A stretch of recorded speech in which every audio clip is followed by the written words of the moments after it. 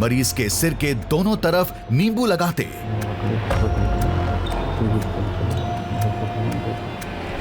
कभी थपथपाते तो कभी पैरों से रोगी के शरीर को स्पर्श करते। पूरा कमरा मरीजों से भरा था। इससे ज्यादा लोग लाइन में खड़े थे और उससे भी कई गुना ज्यादा बाहर अपने बुलावे का इंतजार कर रहे थे।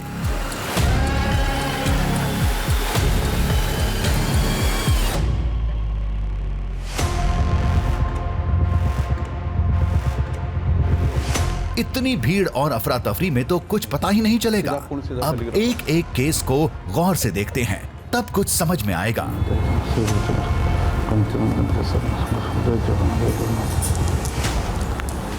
वो बात करने लगा है, बहुत शांत हो गया है। तभी बाबा ने एक बच्चे को बुलाया जो ऑटिज्म का शिकार था। ऑटिज्म बच्चों के मानसिक विकास से जुड़ी एक गंभीर बीमारी है जिसका कोई पक्का इलाज नहीं होता। वो पहले से वो बात करने लगा है, बहुत शांत हो गया है। पहले ये लड़का बात नहीं करता था, बहुत कम करता था। बता, कहो जय जगन्नाथ, कहो जय जगन्नाथ। ये बात नहीं करता था, कुछ भी रिस्पॉन्स नहीं करता था। जयंती मंगला करे भद्रा कल पवन श्री गुरुजन महावीर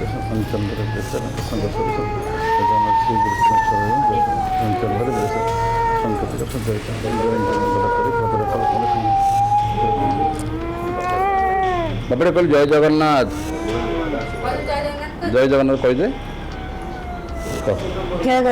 हाँ बड़ बटे कहू ना, समय शुणे।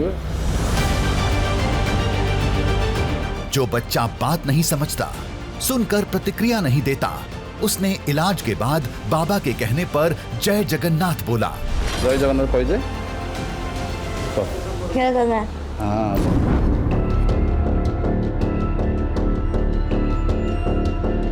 कुछ समझ पाते तभी एक महिला ने अपनी बेटी बाबा आरत्राण को सौंप दी। बच्ची के पेट में सूजन है जो कई साल के इलाज के बाद भी दूर नहीं हुआ। सिरम कोई करे जयंती मंगला करे भद्रा करे पवन श्री गुरुजन श्री गुरुजन संकट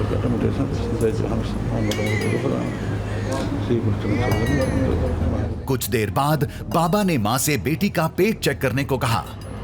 अभी देखो तो पेट जी फुला चला कि कमी जाए देख। अभी बहुत कम हो गया, हाथ लगाने से तो नहीं होता। तो इनकी माँ बता सकती है, पहले से कम है। तो ज्यादा था ना, कम गया,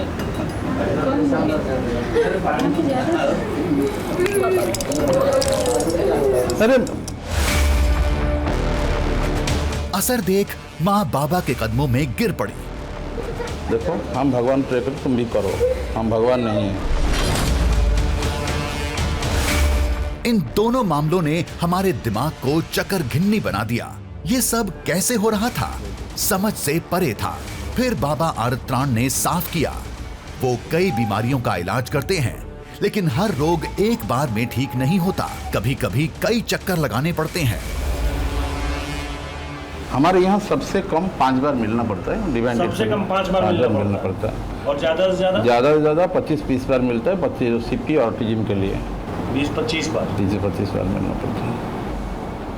13 साल से हमने एक्सपीरियंस किए हैं कि कितना कोई बीमारी को कितना बार बुलाना चाहिए। जो जड़ से मिट जाएगा, दोबारा नहीं होगा।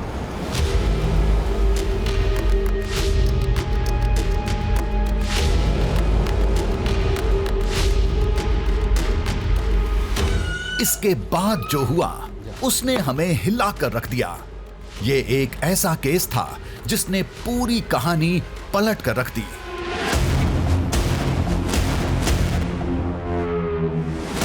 इस शख्स को एक ऐसी बीमारी है जिसका ऑपरेशन के सिवाय कोई इलाज नहीं है, लेकिन दावा है कि इस समस्या को बाबा ने अपनी दिव्य शक्ति से करीब करीब हल कर दिया है। शरीर भर इतने पतला गांठ बन जाता है, ऐसा कोई जगह शरीर में अपने आप गांठें बन जाते हैं। सब शरीर में जहाँ भी देखोगे ऐसे गांठ हो जाएगा। हाँ। और मेडिकल साइंस में उसका कोई इलाज नहीं है। डॉक्टर लोग बोलेंगे इसको एक एक ऑपरेशन करके निकालेंगे। वो भी एक ऑपरेशन किया था, देखो यहीं पे। अभी उनका शरीर भर गांठ था अभी 80% से ज़्यादा गांठ उसको मैंने मैनेज कर चुका है, चला गया है। 80% से ज़्यादा गांठें आपने खत्म कर दिया है।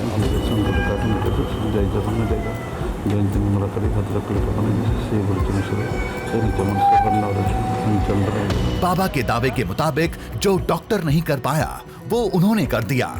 बिना चीर फाड़ मरीज के शरीर की गांठें खत्म कर दी। फिर हमने इस शख्स से खुद पूछा, आपको ऐसा लग रहा है कि आप ठीक हो रहे हैं? हाँ, वो तो लग रहा है, इसीलिए तो मैं आ रहा हूँ। ऐसा लग रहा है? हाँ, जनरली बात है, जैसे लग रहा है इसीलिए तो मैं 14-16 बार आया हूँ, वरना नहीं ठीक लगता तो मैं क्यों आता। मरीज ने भी माना, बाबा ने सब ठीक कर दिया। जो गांठें बची हैं वो भी ठीक हो जाएंगी। हमें लगा दरबार में खड़े आदमी को सच बोलने में हिचक होगी। फिर हमने बाहर सड़क किनारे बात की। जुलाई के महीने से मैं आ रहा हूँ, अभी तक यही 3-3.5 महीना तो हो गया है। और इसका ये और भी बड़ा था, ये मेल्ट कर रहा है। मुझे पॉजिटिव ट्रीटमेंट तो लग रहा है, इसीलिए मैं आ रहा हूँ। जैसा दरबार में वैसा ही बाहर, कोई फर्क नहीं। बाबा को लेकर लोगों के मन में एक ही बात थी, जो रोग कहीं ठीक नहीं होता उसे बाबा अपनी दिव्य शक्ति से ठीक कर देते हैं।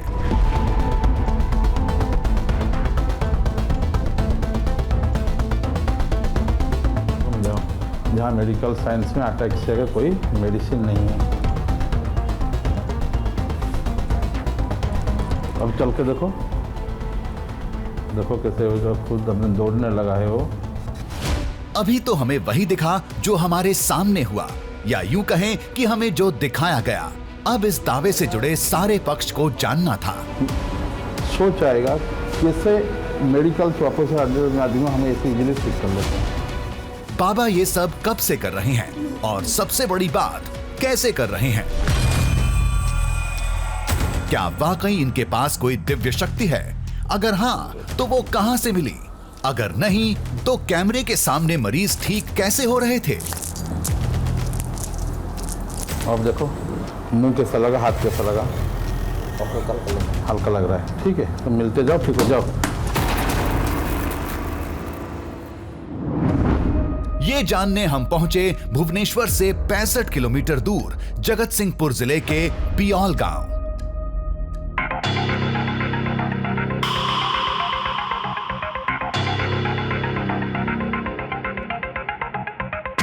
जहां की माटी में बाबा आरत्राण का बचपन गुजरा, और दावे के मुताबिक जहां बाबा को पहली बार अपनी दिव्य शक्ति का एहसास हुआ।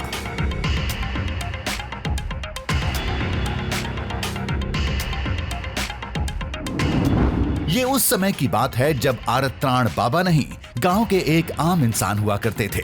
फिर आई नवंबर 2011 की वो एक रात, जिसके सपने ने इनका जीवन बदल दिया।